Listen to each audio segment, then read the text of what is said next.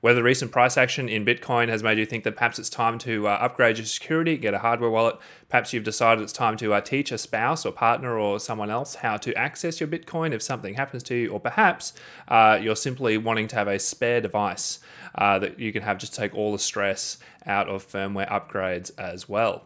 Regardless of why you might be looking to get a hardware wallet, the Black Friday sales make it a fantastic time to get one right now. And I'm just going to be looking in this video at a number of different options that can significantly boost your security, all for under $100. And I'll be looking at some picks for newbie, intermediate, and advanced users.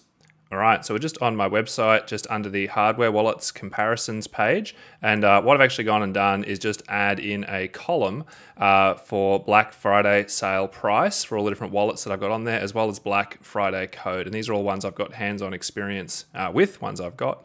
So if you're a newbie, honestly, it is hard to go past the Ledger Nano S for $35. I mean, seriously, at that price point, it's hard to justify not having a hardware wallet at this point. And again, it'll support basically pretty much any crypto that is worth storing, as well as having great wallet support across pretty much every platform. If you're not worried about altcoin support, you're keen for something that's open source, and you're not worried about mobile support, the Trezor one is also a solid option, again, at $44. I mean, seriously, with the two of these being available for under $50 now, that is just a fantastic place to start.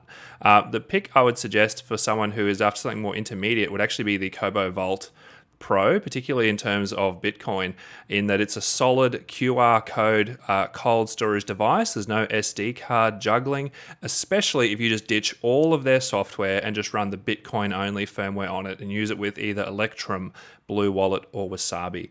The Kobo Vault Pro is a fantastic, totally air-gapped device. And again, the Essential Edition, which is the one that just runs on AAAs rather than a lithium battery, won't have the same battery life, but it's cheaper. And again, for $85 or under $85, that is a fantastic deal. Again, if you're someone who really wants to hold a bunch of altcoins, or also wants to use it on your mobile, particularly if you're an iPhone user, the Ledger Nano X is also a great pick there for $71. I mean, that is, Ledger's discounts this Black Friday are just fantastic. The thing I will say is avoid the SafePal F1. It's cheap all the time anyway, and there's a reason for that. It's crap.